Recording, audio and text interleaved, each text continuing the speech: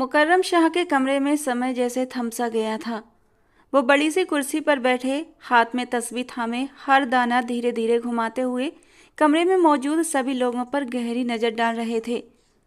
हर व्यक्ति की नजर उन पर जमी थी। मुकर्रम शाह के सामने वाले सोफे पर नूर शाह और जमान शाह बैठे थे, दोनों अपनी अपनी सोचों में गुम, चुपचाप।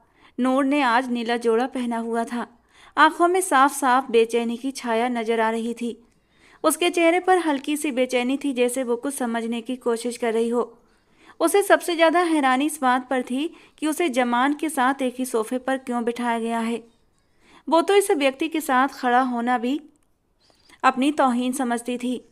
बचपन से लेकर अब तक अगर उन दोनों के बीच कोई रिश्ता था तो वो सिर्फ नफरत का रिश्ता था।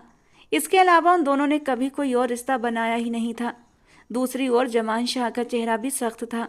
उसके लिए भी इस लड़की के बराबर में बैठना अपमानजनक था। वो अपनी मुट्ठियां भींचे बैठा था, आंखें जमीन पर टिकाए, जैसे अपनी तमाम बेबसी को छिपाने की कोशिश कर रहा हो। बहुत सोचा, बहुत समझा। मुकर्रम शाह की आवाज़ गूंजी तो सब जैसे होश में आ गए। उनकी आवाज़ में वही रौब और दृढ़ता थी जो हमेशा से उनका स्वभाव था। और हमने ये फैसला लिया है कि नूर का निकाह जमान शाह के साथ किया जाएगा। ये सुनते ही कमरे में जैसे भूचाल आ गया। नूर की आंखें हैरानी से फैल गईं, उसकी सांसें जैसे थम गईं, जमान की मुट्ठियां और ज़्यादा भिज गईं। वो हल्का सा झुका, जैसे अपनी जगह से उठना चाहता हो, मगर खुद पर काबू पा लिया। कमरे में मौजूद बाकी लोगों के चेहरे पर भी अचंभा और उलझन साफ दिख रही थी। नूर के माँ बाप एक दूसरे की ओर देखने लगे। उनके चेहरों पर एक अजीब सी चुप्पी थी, जैसे भीतर ही भीतर वे भी इस फैसले से असहमत थे। मगर बाबा शाह के निर्णय के आगे सिर झुका लिया। नूर ने एक पल के लिए होंठ खोले, जैसे कुछ कहना चाहती हो, लेकिन गले से कोई आवाज न निकल सकी। उसकी आंखें मुकर्रम शाह पर जमी थीं, जिसमें ढेरों सवाल और बेबसी झलक रही थी, मगर वे सवाल जुबान तक ना आ सके। जमान शाह ने गहरी सांस ली और आखिरकार सिर उठाकर मुकर्रम शाह की ओर देखा। उसकी आंखों में अजीब सी जलन थी। दादा जान, उसकी आवाज़ में साफ सख्ती थी। क्या आपको यकीन है ये फैसला सही है?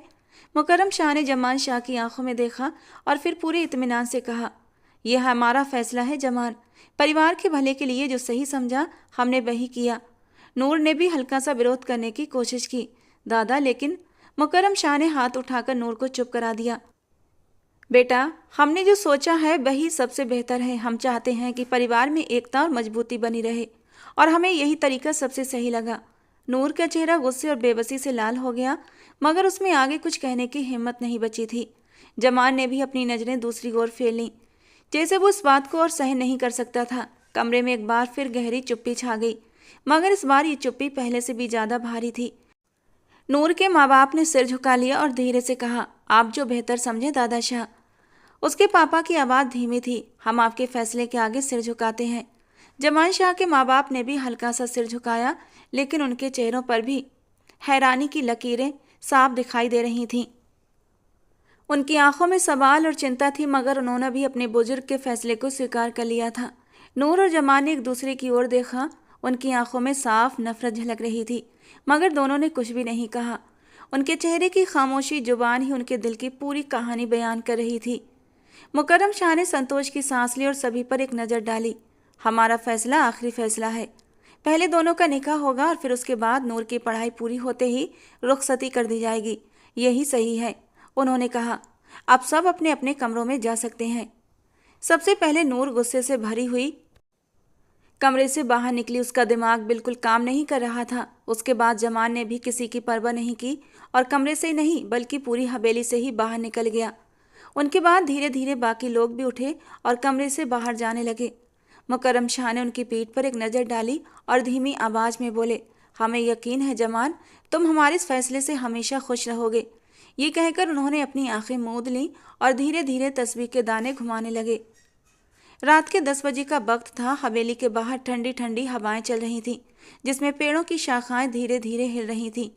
हवेली के अंदर का माहौल भी शांत था, जैसे हर कोई दिन की घटना के बाद सुकून ढूंढ रहा हो। मगर इस शांति को जमान शाह की वापसी ने तहस नहस कर दिया। जमान तेज कदमों से हवेली के दरवाजे से अंदर दाखिल हुआ।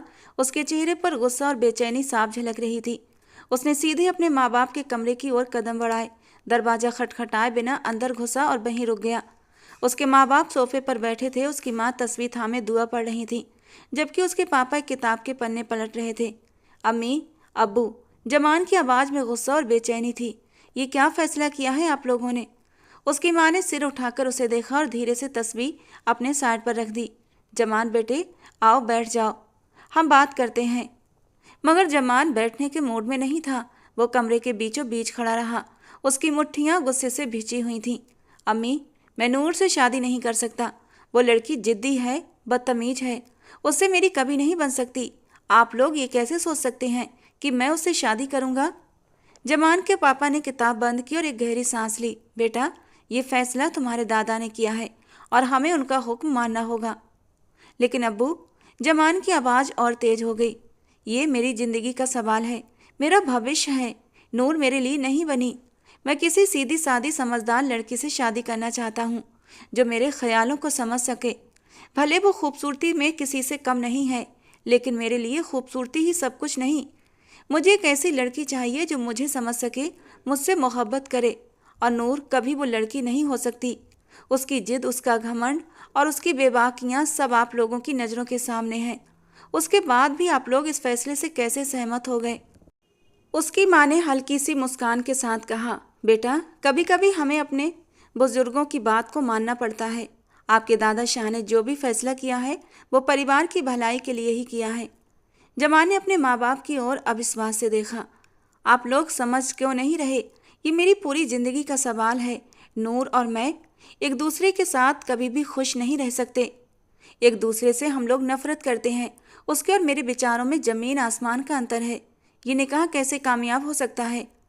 उसके पापा ने गंभीरता से जवाब दिया, जमान, अगर तुमने ये निकाह ना किया तो तुम्हें जायदाद से निकाल दिया जाएगा। दादा शाह की ये बात साफ है।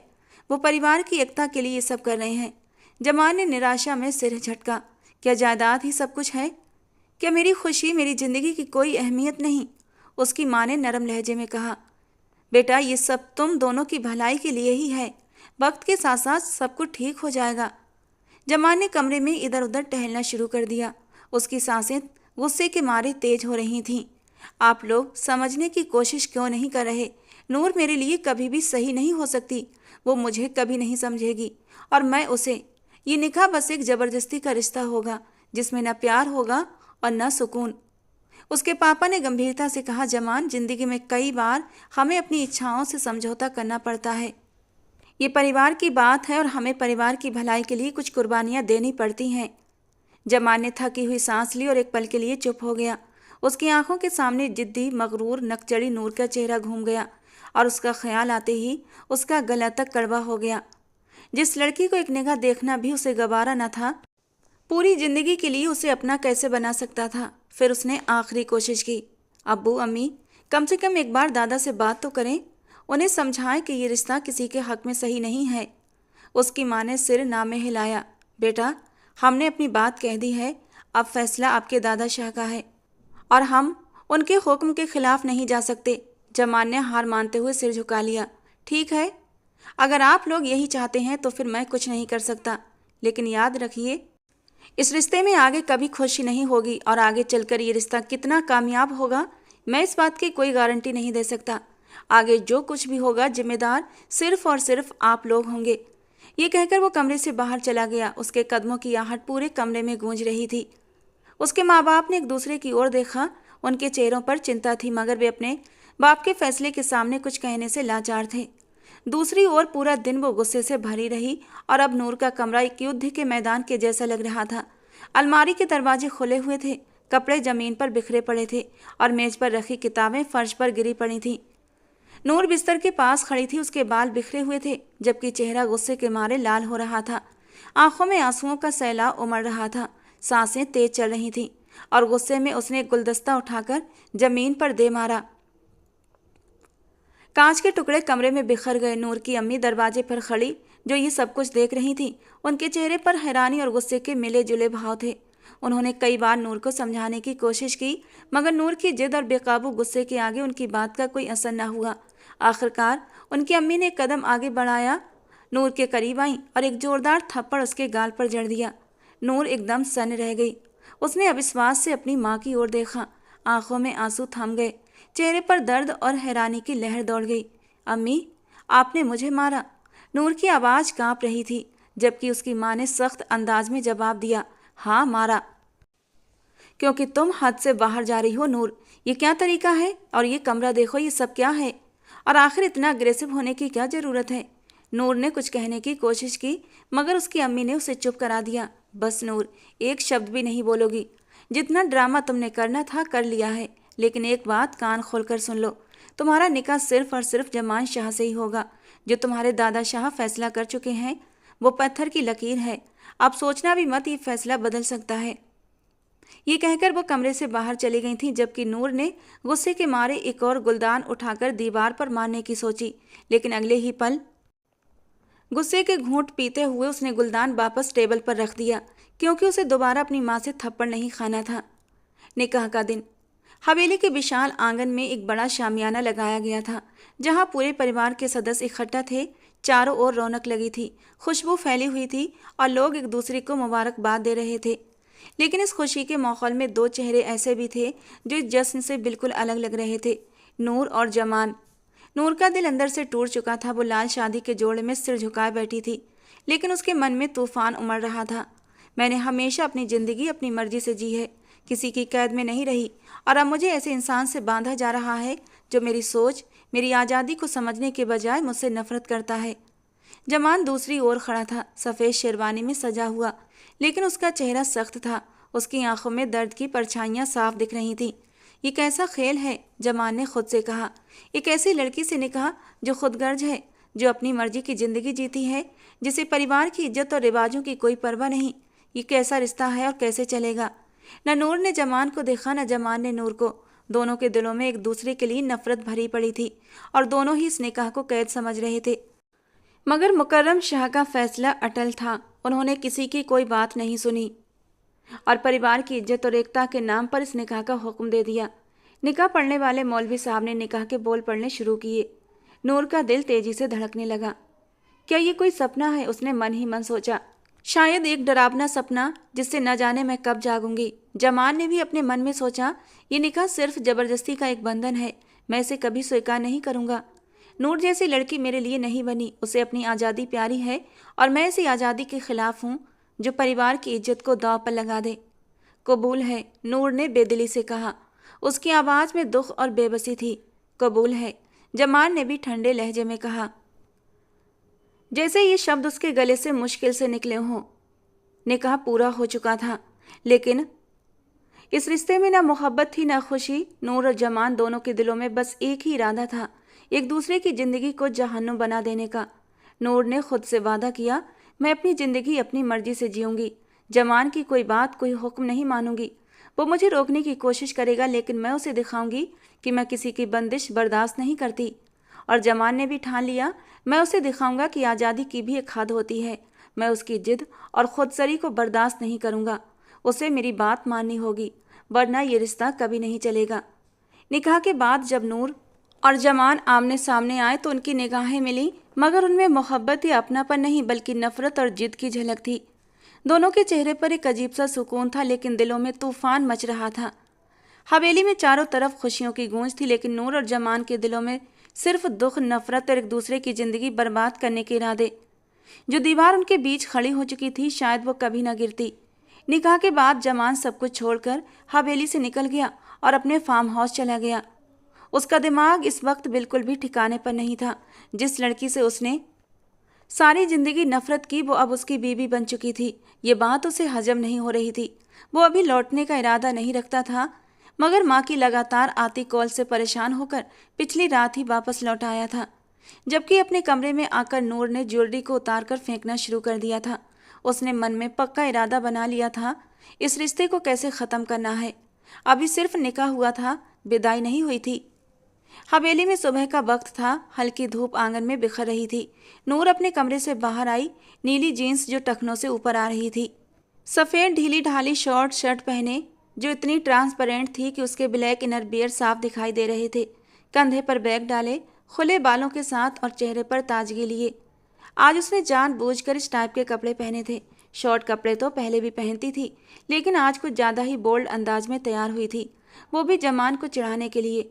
उसके कदमों की आहट हल्की थी, जैसे उसे जल्दी हो। वो पूरी तैयारी में थी, क्योंकि उसे कॉलेज जाना था। जैसे ही वो डाइनिंग टेबल के पास पहुंची, उसकी नज़र जमान पर पड़ी, जो कुर्सी पर बैठा नाश्ता कर रहा था। एक पल के लिए नूर की आंखें हैरानी से फैल गईं। वो वापस कब आया, ये सवाल उसके दिमाग में आया, लेकिन उसने खुद पर काबू पाया और उसे नज़रअंदाज करते हुए टेबल के पास आ गई। उसके लिए जमान कोई मायने नहीं रखता था। जमान ने किसी और की मौजूदगी महसूस की तो आंखें ऊपर उठाई और नूर को देखा। उसकी निगाहें तुरंत उसके कपड़ों पर ठहर गईं। उसकी खूबसूरती इन कपड़ों में इस कदर उभर रही थी कि जमान की नज़रें उस पर जाकर ठहर गई थीं। आज से पहले कभी उसने नूर को इन निगाहों से नहीं देखा था, लेकिन कल जब उसका रिश्ता नूर के साथ बदल चुका था, तो उसकी नज़रों ने गहराई से नूर का जायजा लिया था। उसका भरा भरा शरीर, ऊपर से कपड़े पहनने का ये बोल्ड अंदाज, खूबसूरत चेहरे पर किया गया हल्का फुल्का मेकअप। कोई शक नहीं था किसी के भी दिल पर बिजली गिराने का हुनर रखती थी ये लड़की। लेकिन ये तैयारी जमान को खुश करने की बजाय अंदर से गुस्से के मारे आग लगा चुकी थी। वो गुस्से से खौल कर रह गया था। उसने कुर्सी से टेक लगाई और ठंडे लहजे में पूछा, कहाँ जा रही हो? नूर ने कुर्सी खींचकर बैठते हुए कहा, कॉलेज। जमान की आंखों में अचानक गुस्से की लपटें उठीं। कॉलेज? तुम्हें वहाँ जाने की कोई ज़रूरत नहीं। नूर ने चम्मच उठाकर प्लेट में रखा और जमान की तरफ देखा। मुझे अपनी पढ़ाई पूरी करनी है और इसके लिए मेरा कॉलेज जाना ज़रूरी है, और मैंने आपसे इजाज़त नहीं मांगी जो आप मुझे बता रहे हैं कि मुझे क्या करना चाहिए और क्या नहीं।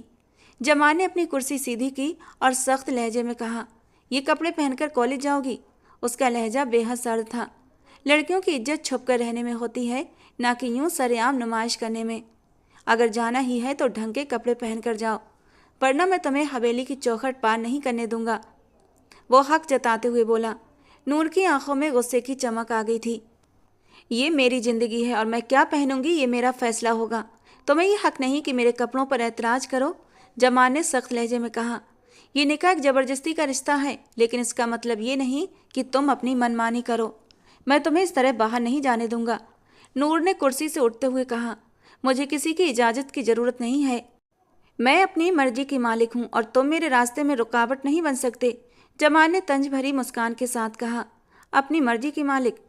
तुम्हें ये समझना होगा कि इस घर के कुछ उसूल हैं और मैं नहीं चाहता कि मेरी बीवी यूं बेपर्दा और आज़ादी से घूमे। नूर की माँ जो किचन से बाहर आ रही थी, उन दोनों की कड़वी बहस सुनकर रुक गईं। उन्होंने नूर से कहा, नूर, आज कॉलेज मत जाओ। जमान की बात मानो, आखिर को अब वो तुम्हारा शौहर है। और फिर तुम्हें खुद ही कॉलेज नहीं जाना चाहिए। आज तुम्हारे निकाह का दूसरा ही तो दिन है। बेटा, आज कॉलेज से छुट्टी ले लो। नूर ने बेयकीनी से अपनी माँ की ओर देखा। अम्मी, आप भी? मैं अपनी पढ़ाई छोड़ दूं क्या? ये मेरा हक है। जबकि उसकी माँ ने नरमी से कहा, बेटा, मैं ये नहीं कह रही कि तुम अपनी पढ़ाई छोड़ दो, कल चली जाना, लेकिन ढंग के कपड़े पहनकर। और जमान बिल्कुल सही कह रहा है, हमें परिवार की इज्जत का ख्याल रखना चाहिए। अब तुम इस परिवार की बेटी ही नहीं बल्कि बहू भी हो, तुम्हें हर बात का ख्याल रखना होगा। नूर ने अपनी माँ की बातों पर मायूसी से सिर झटका। उसने जमान की ओर देखा, जो विजयी मुस्कान के साथ खड़ा था। उसका दिल गुस्से से भर गया, लेकिन उसने कुछ नहीं कहा। उसने बैग उतारा और चुपचाप अपने कमरे की तरफ बढ़ गई। जमान ने एक सुकून भरी नज़र नूर पर डाली थी और फिर नाश्ते की तरफ मुतवज्जो हो गया। लेकिन अब उसका ध्यान नाश्ते पर नहीं लग रहा था। उसका मन बार बार नूर के खूबसूरत वजूद में अटक रहा था। आज से पहले कभी उसने नूर की तरफ इतनी ध्यान से गौर नहीं किया था, लेकिन आज उसकी खूबसूरती में कुछ ऐसा जादू था कि जमान उसमें बहक चुका था।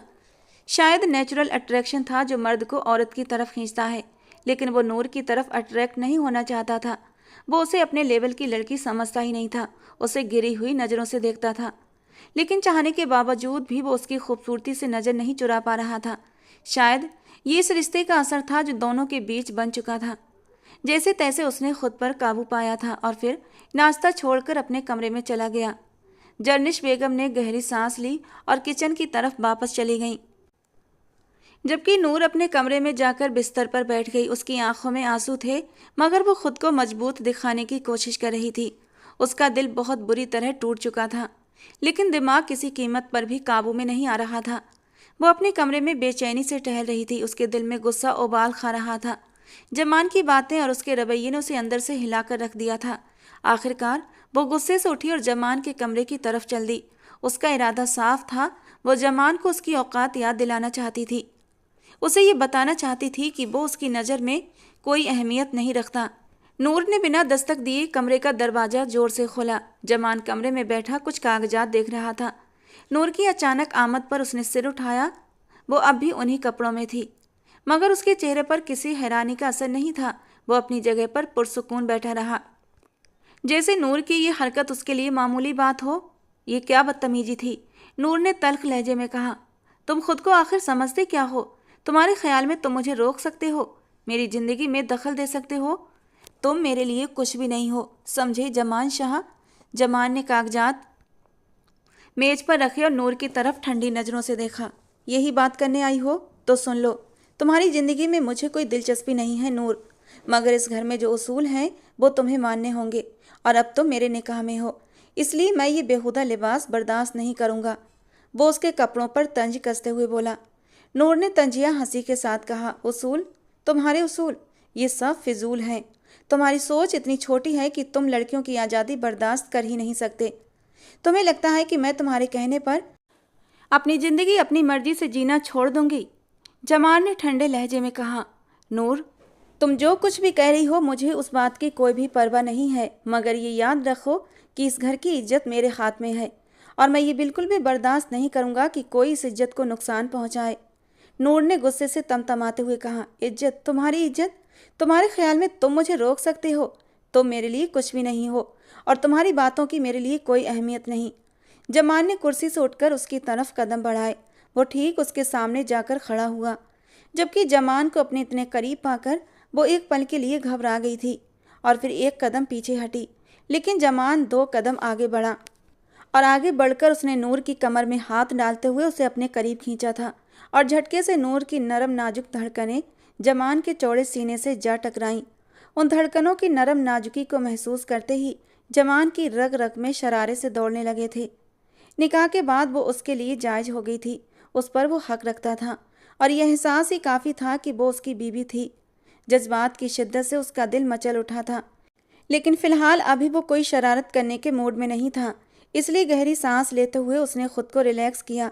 बहुत शौक़ है तुम्हें अपनी नुमाइश करने का, तो मेरे सामने करो, क्योंकि मैं तुम्हारा शौहर हूँ। तुम मेरे सामने जैसे चाहे वैसे कपड़े पहन सकती हो, बल्कि कहो तो मैं खुद तुम्हें बहुत ही खूबसूरत और सेक्सी ड्रेस लाकर दे सकता हूँ, जो तुम बंद कमरे में मेरे सामने पहनकर मुझे दिखा सकती हो। लेकिन अगर मेरे अलावा कहीं बाहर पहनकर जाने की ज़रूरत की तो उसका अंजाम बहुत बुरा होगा। एक हाथ उसकी कमर में डाले और एक हाथ से वो उसके चेहरे पर आए बालों की लटों को उसके कानों के पीछे कर रहा था, और फिर गालों से होते हुए उसके हाथ नीचे गर्दन की तरफ सरकने लगे थे। एक पल के लिए नूर की सांसें भी तेज हुई थीं। जमाल शाह ने धीरे धीरे उसकी नर्म नाजुक गर्दन को छूते हुए एक झटके से उसके गले के खुले बटन को बंद कर दिया था। तुम्हारी खूबसूरती पर सिर्फ मेरा हक है, इसलिए इसे सिर्फ और सिर्फ मेरे लिए बचा कर रखो। उसकी आंखों में गुस्से की आंच सी जल रही थी, जबकि नूर ने गुस्से से जमान को धक्का दिया। तुम्हारी इतनी औकात नहीं कि तुम खुद को मेरा शौहर कह सको। ये निकाह सिर्फ दादा जान के हुक्म पर हुआ है, मैं तुम्हें अपना शौहर नहीं मानती। जबकि उसकी इस बात पर जमान एक जोरदार कहकहा लगाकर हंस पड़ा था, और उसके हंसने पर नूर ने उसे हैरानी से देखा। अगले ही पल वो अपनी हंसी रोक कर दोबारा उसके सामने आकर खड़ा हुआ था और उसे कंधों से पकड़कर आंच देती निगाहों से उसे झुलसाने लगा। नूर, अपनी जबान संभाल कर बात करो। मैं तुम्हें कुछ नहीं कह रहा तो इसका मतलब ये नहीं तुम अपनी औकात भूल जाओ। तुम यहाँ आकर मुझसे बदतमीजी करने का कोई हक नहीं रखती। अगर निकाह से इतना ही मसला था तो दादा को मना कर देती। हाँ कहकर अच्छा बनने का नाटक क्यों किया? और ये औकात औकात की बात मत करो। तुम भी मेरे लिए कोई अहमियत नहीं रखती। यहाँ की नौकरानी के लिए भी मेरी नज़र में कुछ सम्मान होगा, मगर तुम्हारा तो वो भी नहीं है। लेकिन फ़िलहाल अब तो मेरी बीवी बना दी गई हो तो तुम्हारी इज्जत को सेफ रखना मेरी मजबूरी है। नूर की आंखें हैरानी और गुस्से से भर गईं। नौकरानी? तुम मुझे नौकरानी से भी कम समझते हो? हाँ, क्योंकि तुम्हारे रवैये में वो शालीनता और सम्मान नहीं जो यहाँ की नौकरानियों में है। तुम खुद को बहुत समझदार समझती हो, जो तुम हो नहीं हो, और तुम्हारी ये जिद और ये अकड़ तुम्हें कहीं और ले जाएगी। अगर तुमने अपने कदम नहीं रोके तो तुम अपने साथ साथ परिवार की इज्जत को भी मिट्टी में मिलाकर रख दोगी। नूर का चेहरा गुस्से से लाल हो गया। तुम्हारी हिम्मत कैसे हुई मुझे ये सब कहने की? जमान ने दरवाजे की तरफ इशारा करते हुए कहा, यहाँ से निकल जाओ नूर, और आगे से मेरे कमरे में बिना इजाज़त लिए मत आना। मैं एक जवान मर्द हूँ, जज्बातों से भरा दिल रखता हूँ। टाइम बे टाइम आकर अगर तुमने मेरे जज्बातों में आग लगा दी और मैं अपनी हद पार कर गया तो मुझे दोष मत देना कि रुखसती से पहले ही मैंने अपना हक वसूल कर लिया। चेहरे पर शरारती मुस्कान सजाकर वो नूर को आग लगा चुका था। नूर ने एक पल के लिए जमान को घूर कर देखा, फिर गुस्से में मुड़कर दरवाजे की ओर बढ़ गई। उसके जाते ही जमान ने दरवाजा अंदर से बंद कर लिया और अपने अंदर की रुकी हुई सांसों को तेजी से बाहर छोड़ा। कुछ देर पहले जो उसने नूर के नरम एहसास को महसूस किया था, वो एहसास उसके दिल की धड़कनों को बढ़ा चुका था। वो आशिक मिजाज हरगिज न था और ना ही लड़कियां उसकी कमजोरी रही थीं, लेकिन कुछ तो था जो उसका मन नूर की संगत के लिए मचलने लगा था। लेकिन क्यों, वो नहीं जानता था। वो तो उस लड़की से नफरत करता था, उसकी आज़ाद ख्याल सोच को कभी भी पसंद नहीं करता था। तो क्या वो भी आम मर्दों की जैसे कमज़ोर मर्द था जो उसके साथ खूबसूरत नाजुक पलों के लिए मचलने लगा था? हरगिज नहीं, मैं ऐसा मर्द नहीं हूँ। शायद ही मेरे और उसके बीच बने जायज रिश्ते का असर है जो मेरा दिल उसकी तरफ खींचने लगा है। उसने गुस्से से अपना कोट उतार कर सोफे पर उछाला था और बाथरूम का दरवाज़ा झटके से बंद किया। मैं उस लड़की को अपने हवासों पर सवार नहीं करूँगा और ना ही उसे अपनी कमजोरी बनाऊँगा। ये रिश्ता सिर्फ कागजी और नाम का रिश्ता है। मैं उस लड़की को कभी भी अपनी कमजोरी बनने नहीं दूंगा। मैं उससे नफरत करता हूँ और करता रहूँगा। कहते हुए वो शावर के नीचे खड़ा हो गया था और अपने अंदर मचलते जवानी के जज्बातों को कंट्रोल करने लगा। नूर पैर पटकती हुई अपने कमरे में दाखिल हुई। वो अपना गुस्सा कंट्रोल करने की कोशिश कर रही थी, मगर जमान की बातें उसके दिल और दिमाग में गूंज रही थीं। वो वापस अपने कमरे में आई, दरवाज़ा जोर से बंद किया और बिस्तर पर बैठ गई। जमान की बेइज्जती और उसकी कड़वी बातें उसे अंदर से झकझोर रही थीं, मगर उसने मन ही मन ठान लिया था वो उसे ज़बरदस्ती के रिश्ते में अपनी खुदी को नहीं खोएगी। लेकिन उसे इस बात का अंदाज़ा नहीं था कि वो धीरे धीरे उसी इंसान की मोहब्बत में गिरफ्तार होने वाली थी। समय धीरे धीरे बीतता चला गया था। अगले दिन से उसने अपने पहनावे पर ध्यान रखना शुरू कर दिया था। वो बेवजह अपनी पढ़ाई का नुकसान नहीं करना चाहती थी। यही वजह थी उसने खुद को थोड़ा बहुत बदल लिया था, क्योंकि उसे समझ आ गया था अगर उसने जमान की बात नहीं मानी तो उसके घर वाले बिना सोचे समझे उसकी पढ़ाई रोक देंगे। यही वजह थी कि वो खामोश हो गई थी।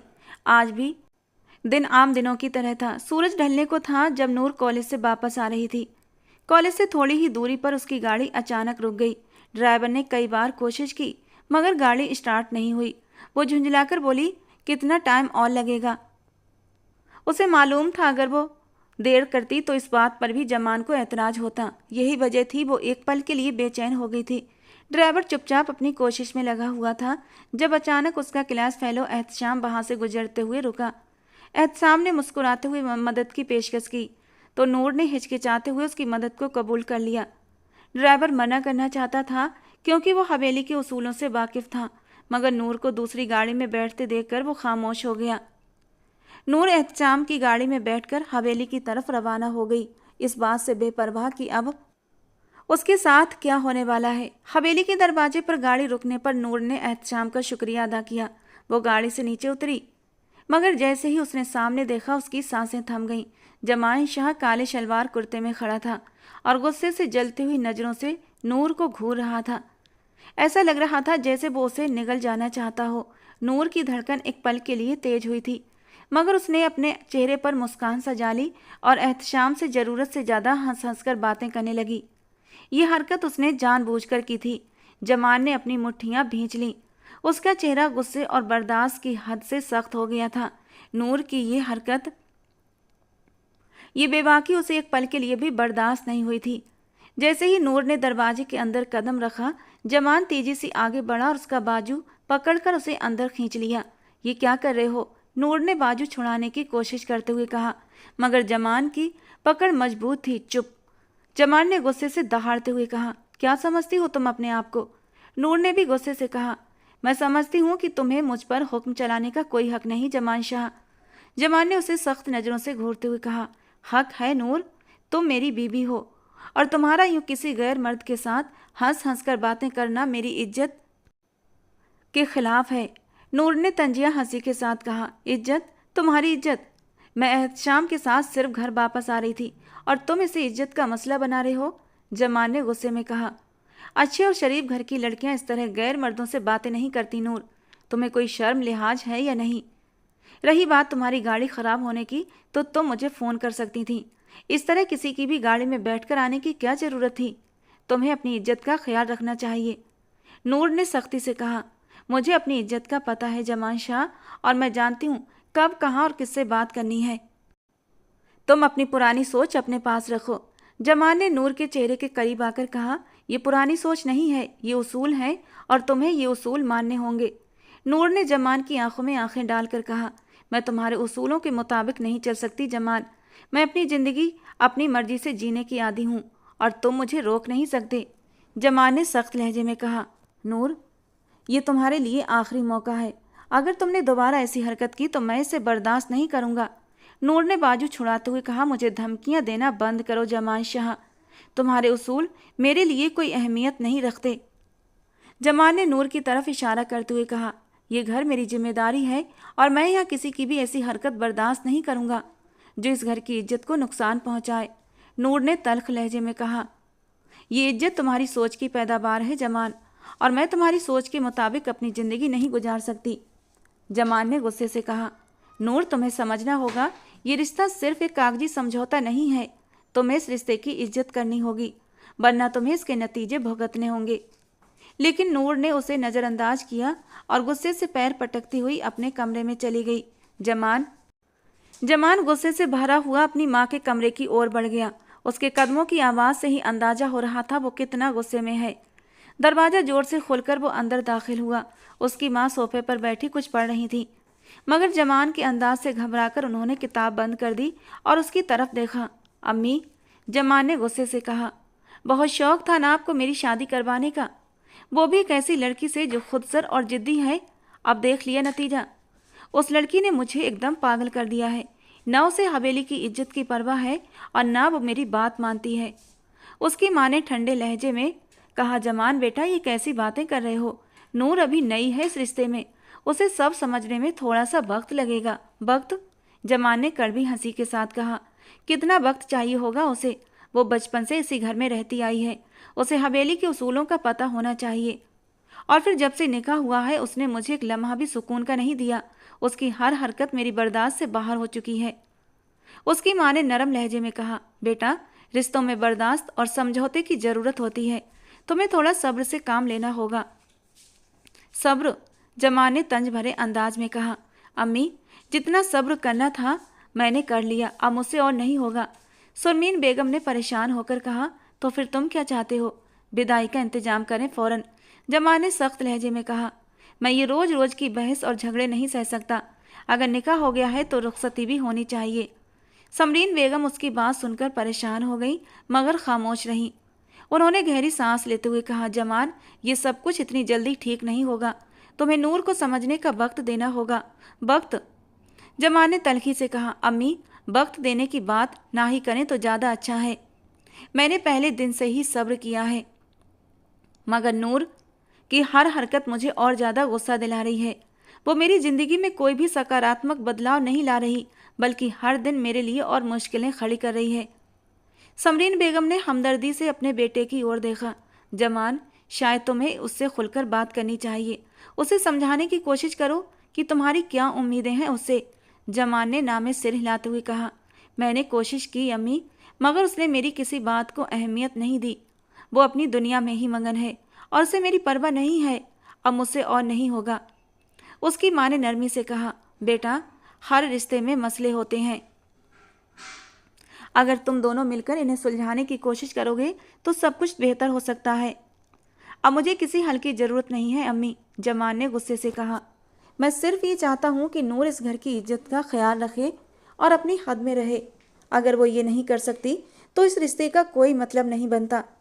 उसकी माँ ने कुछ पल सोचा और फिर कहा, ठीक है जमान, मैं घर के बड़े बुजुर्गों से बात करूँगी, लेकिन तुम भी थोड़े सब्र से काम लो, जमान ने सिर झटकते हुए कहा। मुझे नहीं लगता कि ये रिश्ता ज़्यादा दिन तक चल सकेगा। वो दरवाजे की तरफ बढ़ा और कमरे से बाहर निकलता चला गया, दिल में एक अजीब सा बोझ लिए। समरीन बेगम उसकी पीठ को देखती रहीं, दिल में ये फिक्र लिए कि ये रिश्ता कैसे निभाया जाएगा। समरीन बेगम ने ये बात फौरन घर के बड़े बुजुर्गों तक पहुंचा दी कि जमान अब रुखसती का फैसला कर रहा है। सबकी तरफ से यही सहमति मिली कि अगर जमान चाहता है कि रुखसती हो जाए तो अब इसमें देर नहीं करनी चाहिए। लेकिन जब ये बात नूर को पता चली तो उसके तन बदन में आग लग गई। वो गुस्से से तमतमाई, उबलते लहजे के साथ जमान के कमरे की तरफ बढ़ी। उसके दिल में एक उथल पुथल मची हुई थी, जैसे उसकी रगों में जलती हुई आग दौड़ रही हो। वो खुद को संभालने की पूरी कोशिश कर रही थी, लेकिन जब उसने सुना कि जमान रुखसती का फैसला कर रहा है तो उसकी बर्दाश्त की हद खत्म हो गई थी। उसका दिल तेजी से धड़क रहा था और खून की रफ्तार बढ़ गई थी। जैसे ही उसने दरवाजे का कमरा खोला, गुस्से से चीख पड़ी। उसकी आवाज़ इतनी तेज थी कि जैसे वो लम्हे भर में जमान को भी चकनाचूर कर देगी। तुमने सोचा भी कैसे कि मैं तुमसे शादीशुदा जिंदगी की शुरुआत करूंगी? उसकी आंखों में जलते हुए शोले थे, जैसे वो हर लफ्ज के साथ साथ जमान पर हमला कर रही हो। मैं तुमसे नफरत करती हूँ। चाहे कुछ भी हो जाए, मैं तुम्हारे साथ रुखसती कभी नहीं होने दूंगी। जमान की आंखों में एक अजीब सा सुकून था, जैसे उसे किसी बात की परवाह ना हो। उसने बेपरवाही से जवाब दिया, मुझे तुम्हारी कोई बात नहीं सुननी, जाओ यहाँ से। मेरा जो फैसला था मैं दादा शाह के पास पहुँचा चुका हूँ। उसके लहजे में इतनी ठंडक और बेरुखी थी जैसे उसे नूर की तकलीफ से कोई फ़र्क ही ना पड़ता हो। जबकि ये सुनकर नूर का गुस्सा और भी ज़्यादा बढ़ गया। वो समझती थी शायद कहीं ना कहीं जमान के दिल में कोई नरमी होगी, लेकिन इस वक्त वो उसे पूरी तरह से बेजान और बेदिल इंसान लग रहा था। उसका दिल धक से रह गया और उसकी बेरुखी ने उसे और भी बेचैन कर दिया। तुम मेरे साथ ऐसा कैसे कर सकते हो? मैं तुमसे शादी नहीं कर सकती, नूर ने गुस्से से कहा। फिर आगे ठहर कर कहा, क्योंकि मैं किसी और से प्यार करती हूँ। वो कुछ और ही कहने वाली थी कि अचानक जमान तेजी से उसकी तरफ बढ़ा और उसका बाजू पकड़ लिया, जैसे उसे रोकने की कोशिश कर रहा हो। उसके चेहरे पर गुस्से की लाली थी और आंखों में एक अजीब सा जुनून झलक रहा था। क्या बकवास कर रही हो तुम? उसकी आवाज़ में इतनी सख्ती थी कि एक पल के लिए नूर सहम गई थी, लेकिन अगले ही पल नूर ने पूरी ताकत से अपना बाजू छुड़ाने की कोशिश की। जमान ने उसे कसकर पकड़ रखा था। नूर गुस्से से बोली, मैं 1000 बार कहूँगी कि मैं तुमसे प्यार नहीं करती, मैं किसी और से। उसके शब्द अधूरे ही रह गए थे जब जमान ने एक तेज थप्पड़ उसके गाल पर जड़ दिया। नूर का सांस अटक गया, वो सन्न रह गई और सदमे से जमान को देखने लगी। ये पहली बार था जब उसने उस पर हाथ उठाया था। उसने अपनी आंखों में जलती हुई नफरत के साथ कहा, बहुत कमज़ोर निकले तुम जमान शाह। उसकी आवाज़ में गहरी कड़वाहट और एक गहरा तंज था, जैसे वो उसकी हार की खुशबू महसूस कर रही हो। तुम खुद मुझसे नफरत करते हो, लेकिन मैं किसी और से प्यार भी ना करूं। किसी को पसंद करना मेरा हक है। प्यार करती हूँ, कोई पाप नहीं किया है मैंने। उसके ये कहते ही जमान ने उसे दीवार से लगा दिया। दोनों तरफ अपने बाजू टिकाए वो उसके बेहद करीब खड़ा था। उसकी गर्म सांसें नूर के चेहरे पर पड़ रही थीं। उसकी आंखों में एक पागलपन झलक रहा था। तुमसे शादी मेरी मजबूरी थी और शायद मुझसे शादी तुम्हारी भी मजबूरी थी, लेकिन ये जो इश्क का भूत तुम्हारे सर पर चढ़कर बोल रहा है ना, ये बात तुमने निकाह से पहले बोलनी थी। जान दे देता, लेकिन तुम जैसी लड़की से शादी ना करता। लेकिन अब जबकि तुम मेरे निकाह में हो, हक रखता हूँ तुम पर और मेरी इज्जत हो तुम। अब एक भी शब्द मुंह से निकाला तो वो अंजाम करूँगा कि सोच भी नहीं सकती, समझी? कहते कहते उसने उसके जबड़ों को अपनी सख्त पकड़ में दबोचा था और फिर ठंडी और गहरी आवाज़ में बोला, मैं तुमसे सख्त नफरत करता हूँ, लेकिन अब जबकि तुम मेरी बीवी हो तो तुम मुझसे धोखेबाजी नहीं कर सकती। अगर तुम्हारी जुबान से किसी और का नाम भी निकला तो विदाई का इंतजार नहीं करूँगा। अभी इसी वक्त अपना हक वसूल करके तुम्हें अच्छे से जता दूंगा कि तुम अब किसी की बीवी हो, किसी की इज्जत हो। कहते कहते उसने अपने होठों को उसके होठों पर रब किया था और नूर बुरी तरह कांपी थी। उसके लबों की नरमी को महसूस करते ही जमान का दिल बुरी तरह मचला, जबकि सांस तो नूर की भी तेज हुई थी। उसने खुमार भरी नज़रों से नूर के चेहरे को निहारा। चेहरे पर फैली शर्म की लाली उसकी नज़रों से छिपी न रह सकी। लरसती कांपती पलकें जमान के दिल की धड़कनों को और भी बढ़ा रही थीं। अपने होठों को आगे ले जाते हुए उसने उसकी पलकों को छू लिया था। पलकों से होते हुए वो दोबारा से उसके होठों के करीब आया था और फिर धीरे धीरे और जब बेखुदी में बहकर गर्दन के नीचे की तरफ जाने लगा तो नूर ने उसे खुद से दूर किया। उसके होंठ धीरे से लरज उठे थे। प्लीज़ इससे आगे नहीं।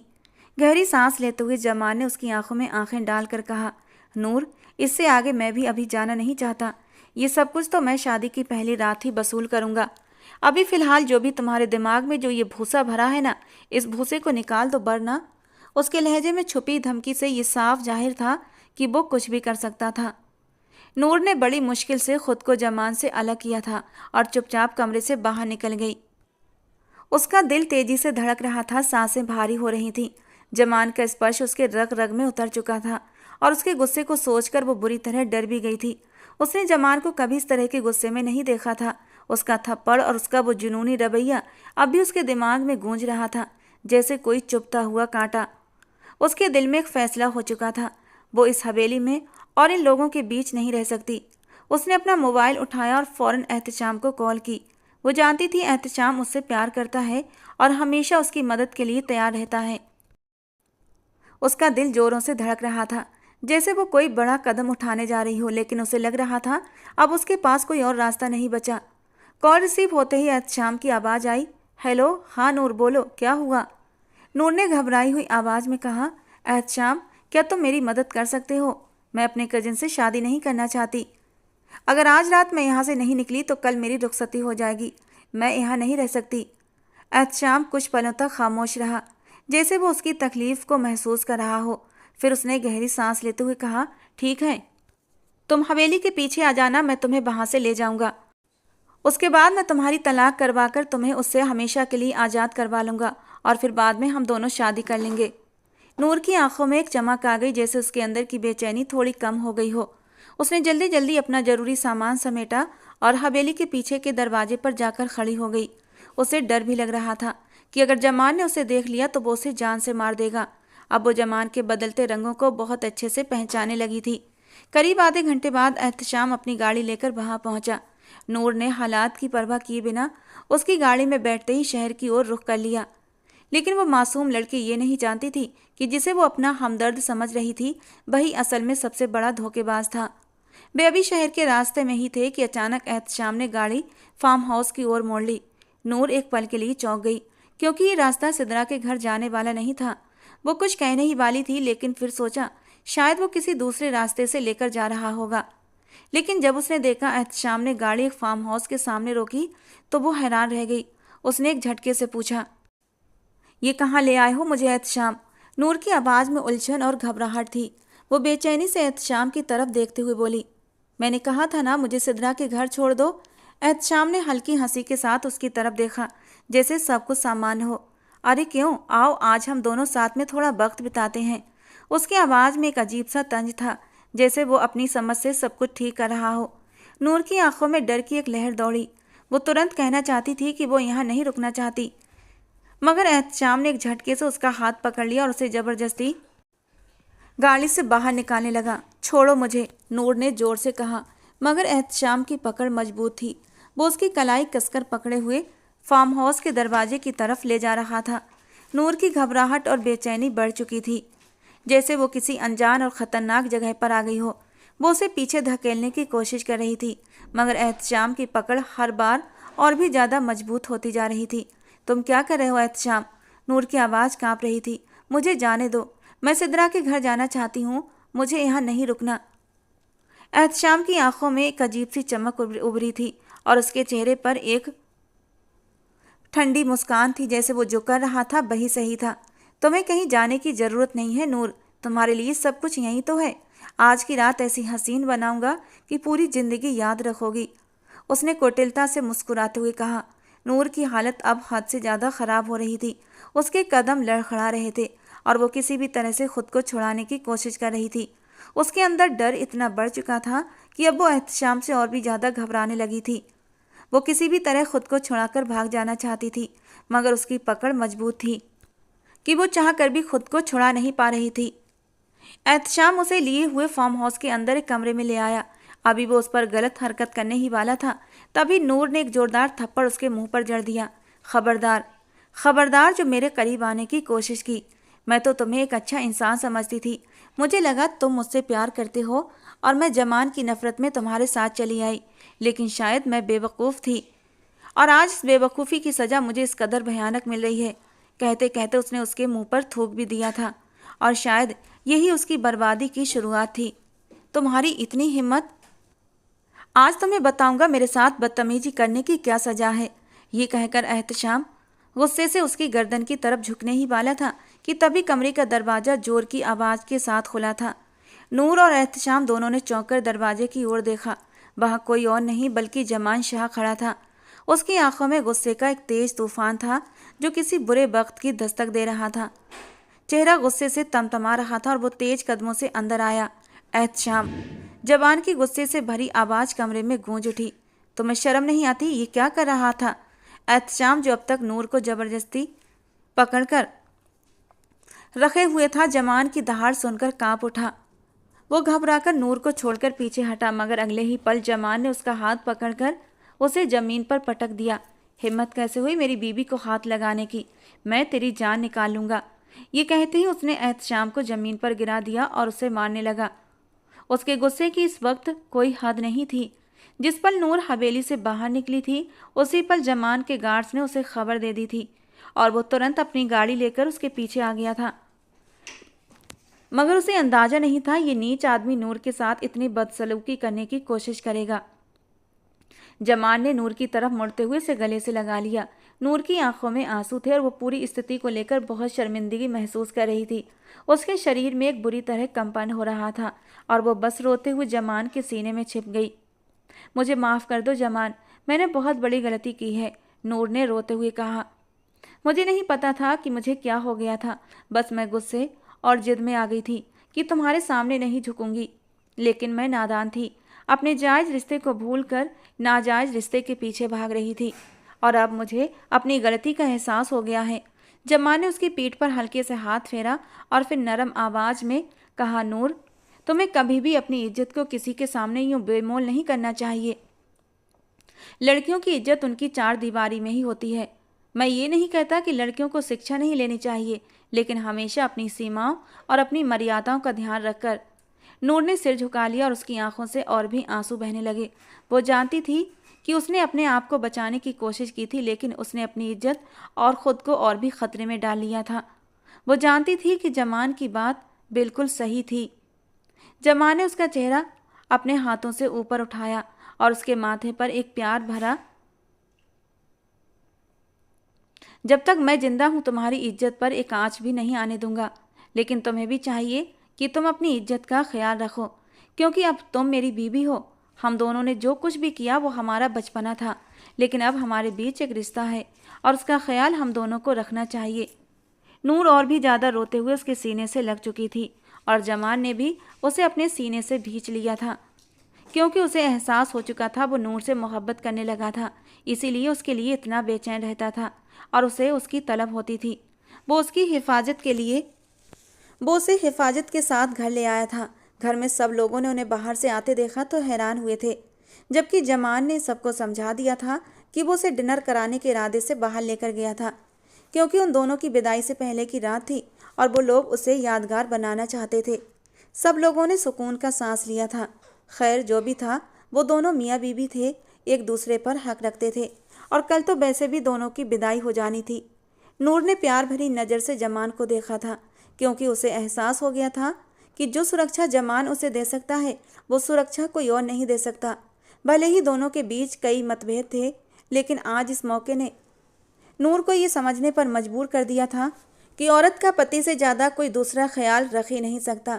भले ही हर रिश्ता अपनी अहमियत रखता है, लेकिन पति पत्नी का रिश्ता सबसे ऊपर होता है। खुदा ने निकाह के 3 शब्दों में इतनी मोहब्बत रखी है, अगर कोई इंसान नफ़रत का कायल हो तो वो भी मोहब्बत पर यकीन कर ही जाता है। वो चुपचाप अपने कमरे की ओर बढ़ गई थी, अपनी आने वाली नई ज़िंदगी के सपने सजाते हुए, और जमान ने भी गहरा सांस लेते हुए दूर तक अपनी निगाहों से उसका पीछा किया था। उसे पता था अब नूर दोबारा ऐसी कोई गलती नहीं करेगी, क्योंकि उसे ठोकर लग चुकी थी और ठोकर से बचाकर जमान ने ही उसे सीने से लगाया था। उसके लबों पर एक हल्की सी मुस्कान थी जिसे घर वालों ने साफ तौर पर महसूस कर लिया था और सबने सुकून का सांस लिया था, कि उन दोनों के बीच सब कुछ ठीक हो गया था। तो दोस्तों, आज की हमारी कहानी आपको कैसी लगी कमेंट बॉक्स में ज़रूर बताना। पसंद आई हो तो प्लीज़ लाइक करना। रोज़ एक नई कहानी सुनने के लिए हमारे चैनल को सब्सक्राइब करना। मिलते हैं दोस्तों अगली किसी नई कहानी के साथ।